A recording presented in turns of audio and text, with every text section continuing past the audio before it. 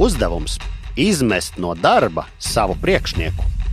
Es esmu visu mūžu bijis labākā klasē, labākās studijās. Man patīk būt labākajai. Okay. Uzņēmums Tele2 meklē vadības praktikantu.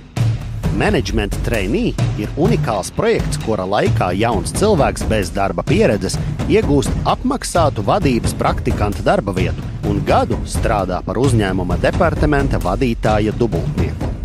Pirmā gadā mums gribās, lai šis ir atlases process, ko atcerās cilvēks arī 84 gadu vecumā. Ja es būšu tik seksīgs, ka visi mani ņems. Šito gadu es nevarēšu tagad pateikt. Kā cilvēks tiek galā ar stresu, tad, kad viņš tiek tiešām šūpots un mētāts. Nedaudz slikti duša metas, bet ir labi.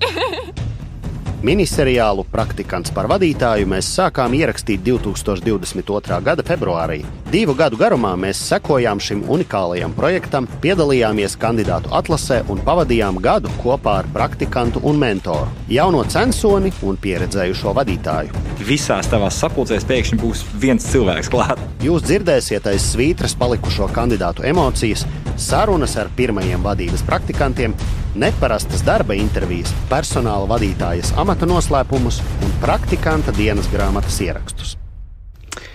Jā, es tikšu galā, bet šobrīd gribās pažēloties bišķiņi.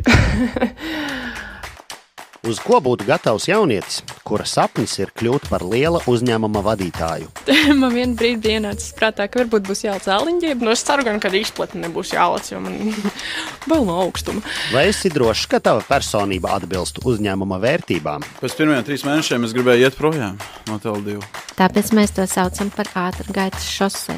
Kā atstāt pareizo iespaidu darba intervijā? Es zinu, ko es darīju nepareizi. Es domāju, ka es esmu finālā.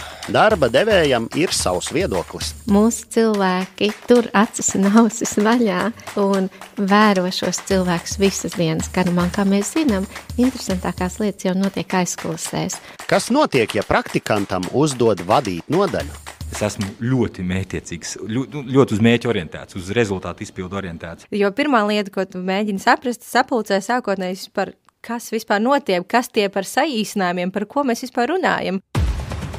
Vai viegli būt jaunam un ambiciozam?